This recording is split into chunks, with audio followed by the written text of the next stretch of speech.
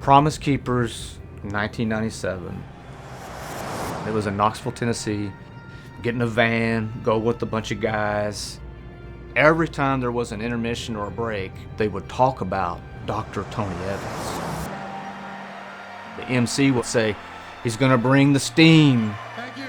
I had no idea what I was getting into.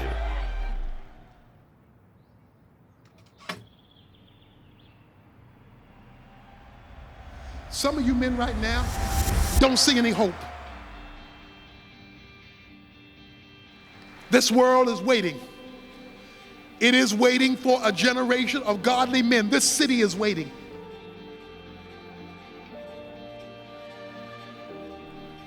Looking back on it, you know how memories are, but I just remember really loving being around my mother and father.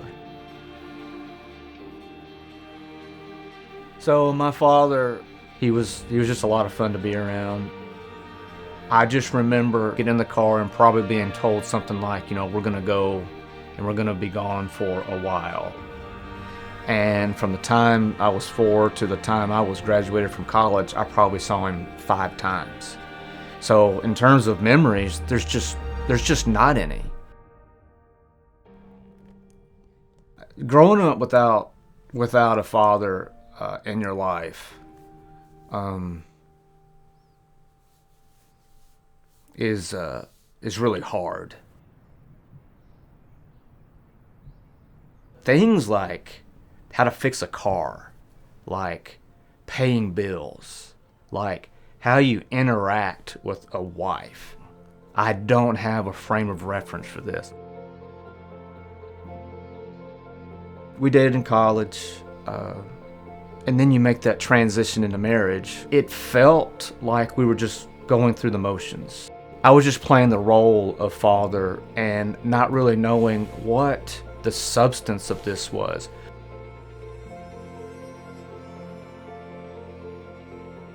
So we get there, it's Friday night. The whole time they would talk about Dr. Tony Evans. There was this anticipation.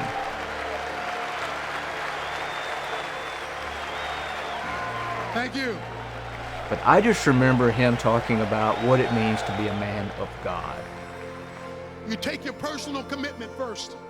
You deliver it to your family. You take your family and deliver them to the church.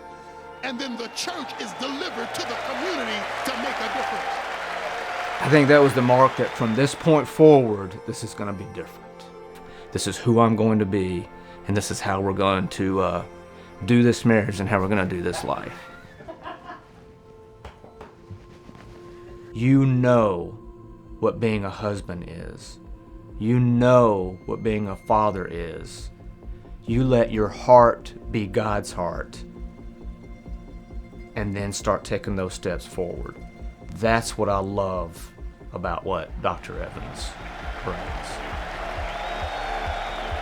The first decision, men, is a personal decision because it boils down to this.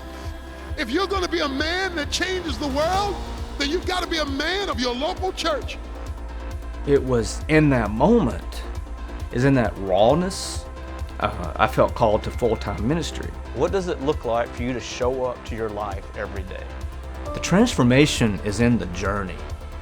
It's in the thousands of in-between moments where we're actually doing life and being shaped.